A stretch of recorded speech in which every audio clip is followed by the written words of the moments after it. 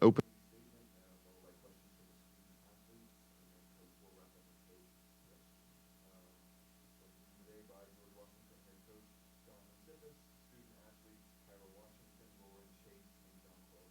So, Coach, an opening statement, please.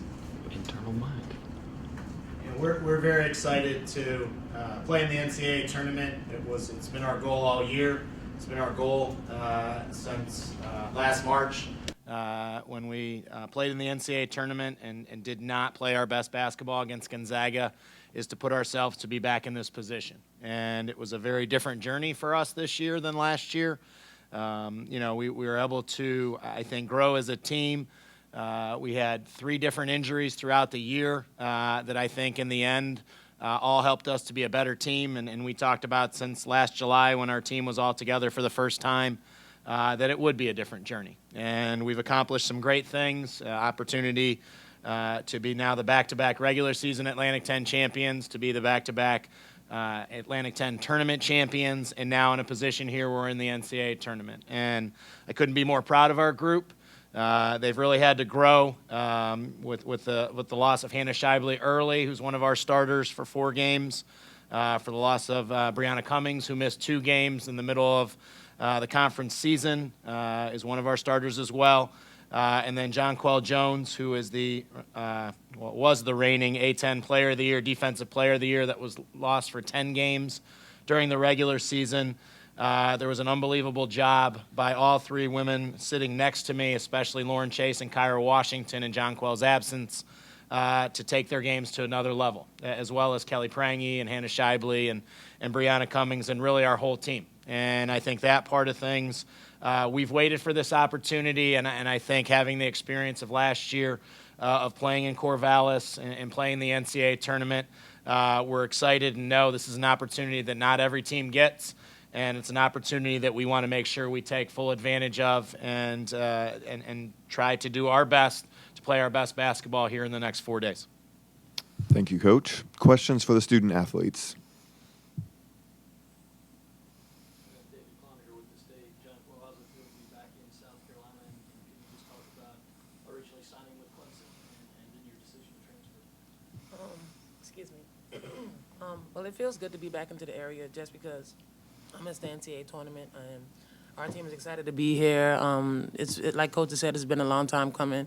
Clemson was my first choice, and then I came to GW, and that's all there is to the story. So it's about our team right now. It's about us making sure we're doing what needs to be done so that we can, come out successful when we play against Kansas State. So we're looking forward to that. We're looking forward to the game, and we're focused.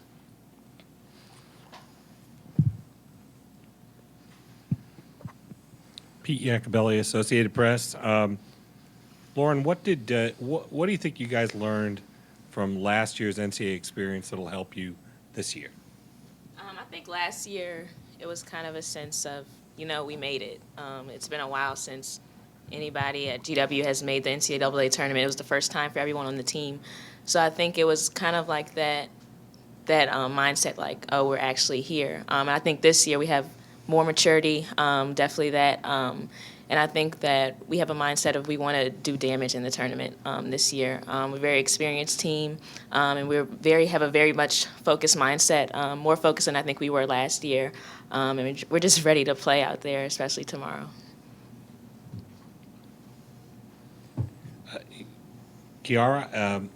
Kyra, I'm sorry. I apologize.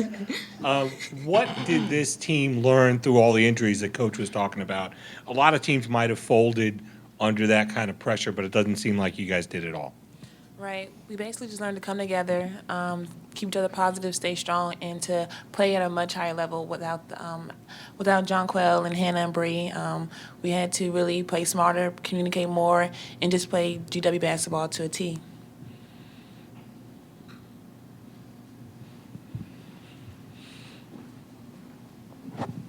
For each of the players, you guys like to run through the post and have your big girls do all the work. There's a lot of teams in this regional to do the same thing. How do you see yourself matching up first against Brianna Lewis and then potentially against South Carolina or Jacksonville?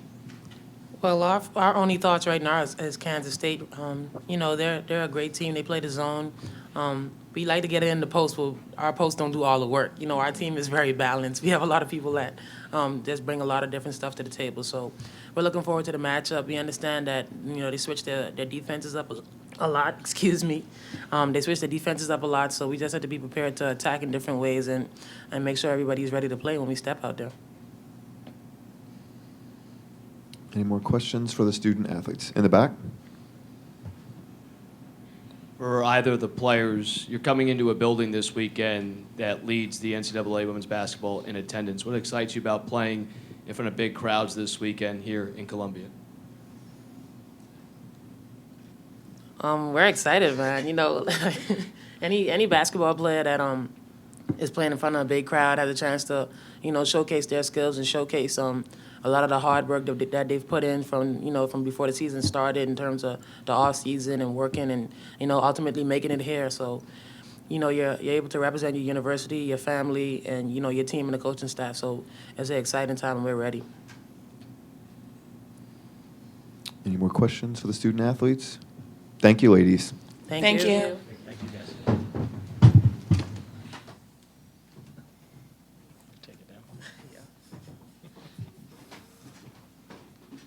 Questions for Coach Sippis? Okay. Right here in the middle. Oh, left side first. David Cloninger with the state. Coach, same question. I know you guys have other weapons, but is the strength of your team around the post? Well, I think we're built with what John Quell and Kyra and Kelly Prangy can do inside. I think both John Quell and Kelly aren't your typical post players, though. Especially John Quell. She was 5'10" as a sophomore in high school. She now stands 6'6"3/4. But she has just a very unique skill set, and I think there may be one other person in the NCAA that I think is skilled the way that she is.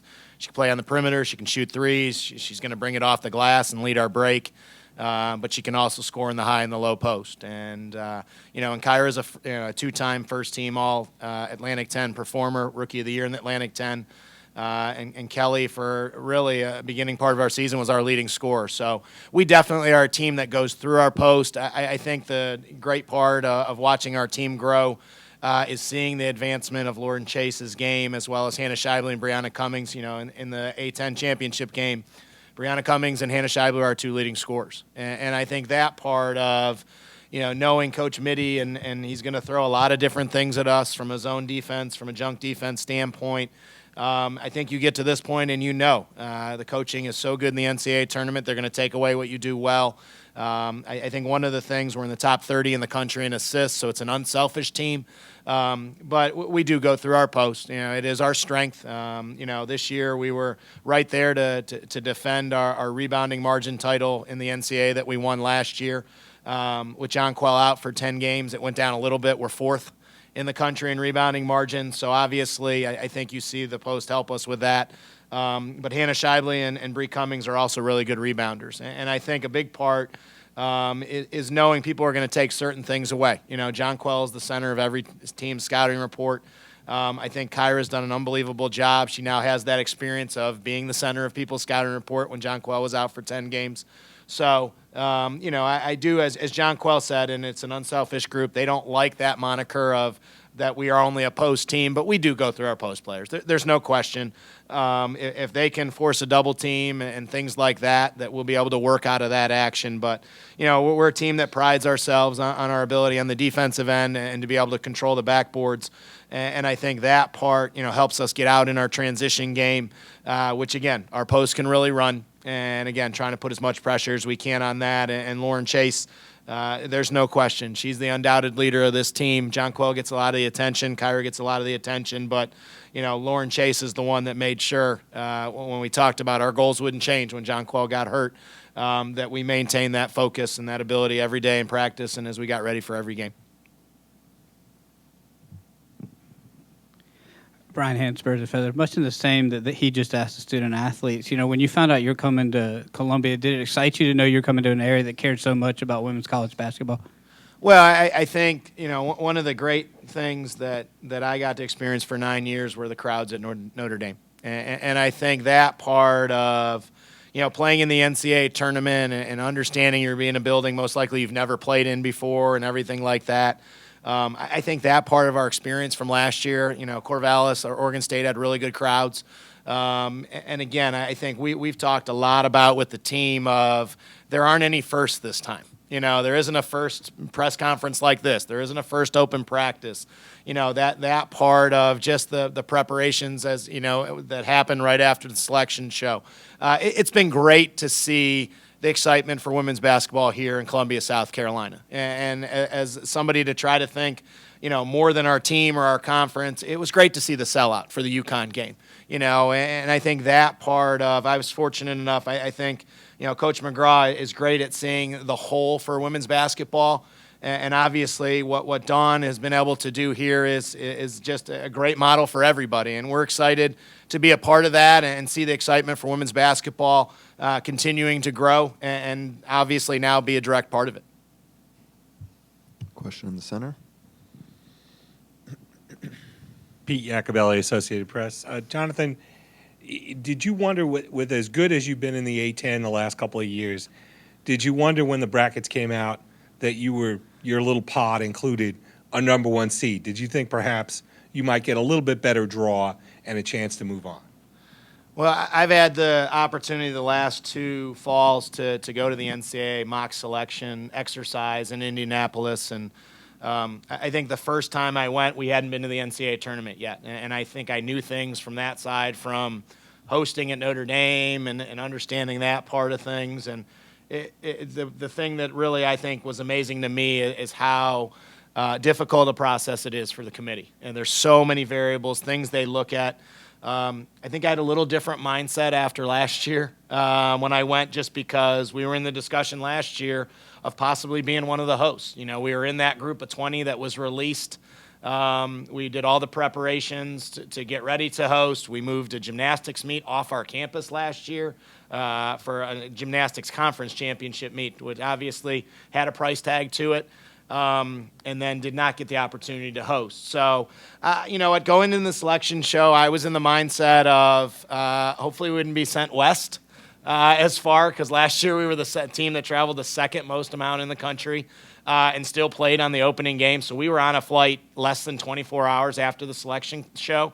I think this part of traveling yesterday and everything, and obviously a 1-hour flight versus a 5-hour flight, I think that part of our kids were just excited to have a first-round opponent. I think any coach, you're competitive, and I don't think anybody but maybe the number one seeds feel like that. They should have maybe got a little bit higher seed. I think that part, obviously, I think with how good the 1 seeds have been all year long. There was a part of me from a storyline perspective that I thought we would get sent to South Bend, Indiana. I can tell you that was the first text as soon as ours went up was from Muffet to say, I'm glad you're not coming. But you know what, I just think that part of, we really, I think, learned after last year as a team, myself as a head coach, to just get them ready for that first round opponent. And again, we tried to do that with Gonzaga last year. In the end, that one thing we couldn't control is when that ball went up, Gonzaga had 3 kids out there that were playing in their 4th NCAA tournament, and we had 5 kids out there and 10 more on the bench that were playing in the NCAA tournament for the first time. So I think that part, we've tried to look, I'm more of a glass half full of, you know what, here's where we're seated. If we have the opportunity to play a great Kansas State team, and then we'll move forward if we're fortunate enough to be successful in that and get ready for the second round game.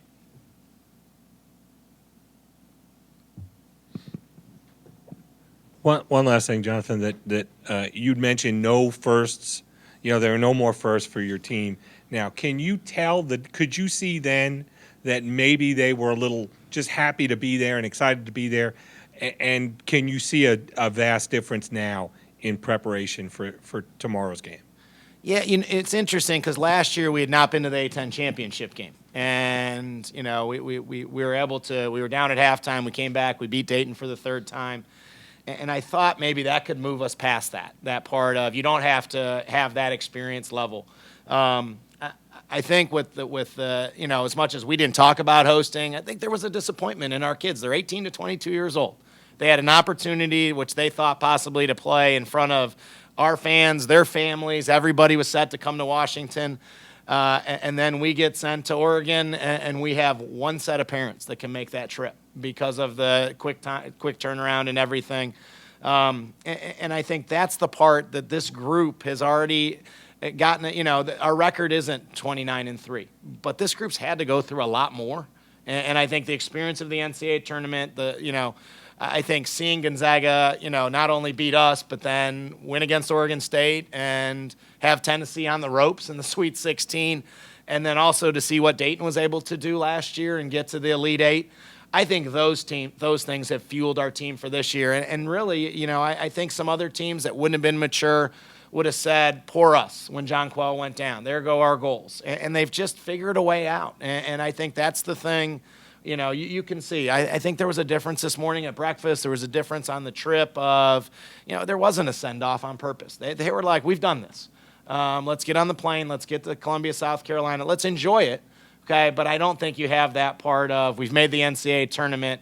What a great feeling that is. I think they feel like there's unfinished business. And again, when you have 5 seniors and a 5th-year senior, and again, a group that's had to go through losing the best player in the conference, they have a confidence about them that I think that they understand. If some things go wrong during the game tomorrow, we were down 7 at halftime of the A-10 championship game. I never felt like, okay, we're going to be in panic mode. They just keep finding a way. And I think that's, that part will be prepared tomorrow. There's no question. I know Kansas State will be, but I think that's what I love about this group is they've really kind of grasped onto understanding the process. And the process is different, and maybe that's a good thing. They see the process as being different, that we get a different result tomorrow and then moving forward. Coach, just during the course of the year or maybe just on the trip down here when you saw the other 3 teams, do you have a chance to kind of scout and look at other teams in the country? I mean, outside of the UConns and Notre Dames and South Carolinas maybe. I mean, how much did you scout maybe a South Carolina or a Jacksonville while you're on the way down here? I scouted Kansas State. I have 3 really capable assistants that are each assigned to one of the teams.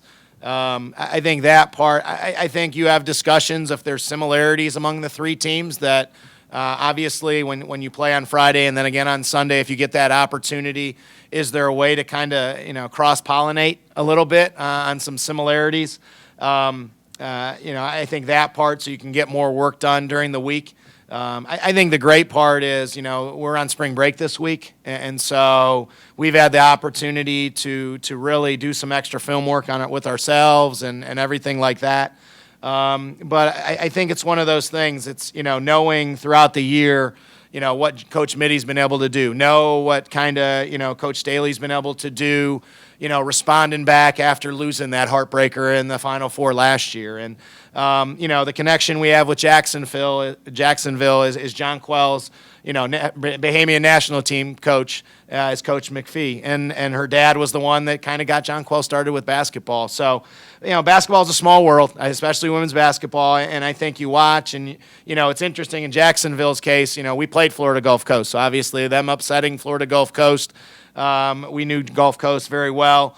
You see people, but I think my staff's done a good job, and if we are fortunate to move on to play either Jacksonville or South Carolina, I feel we'll be prepared. But, I think Kansas State's a tall task, and I think one thing that you look at is I don't think you ever look and see what people's, streaks are coming in, because I've watched a team that lost some games early in the Big 12, by some sizable margins, be right there and win games the second time through or be in games to the last minute.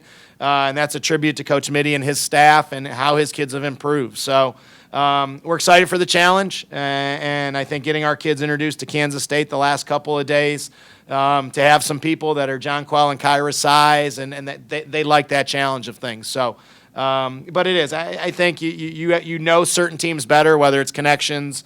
I think with the East Coast teams, obviously we know them better. Obviously, some of the Midwest teams from being at Notre Dame for 9 years. But again, I think that part, how good Big 12 and SEC basketball is. And Jacksonville's here for the first time. And, I think that expectation that they're going to dream big and feel like they're going to try to shock the world tomorrow. So you have 3 teams that are, geared and ready to go, and we're excited to be the 4th part of that group. Any more questions? Thanks, Coach. Thank you, guys. Just a reminder, the George Washington locker room is open until 11:20. Kansas State's press conference will begin at 12:30. Thank you.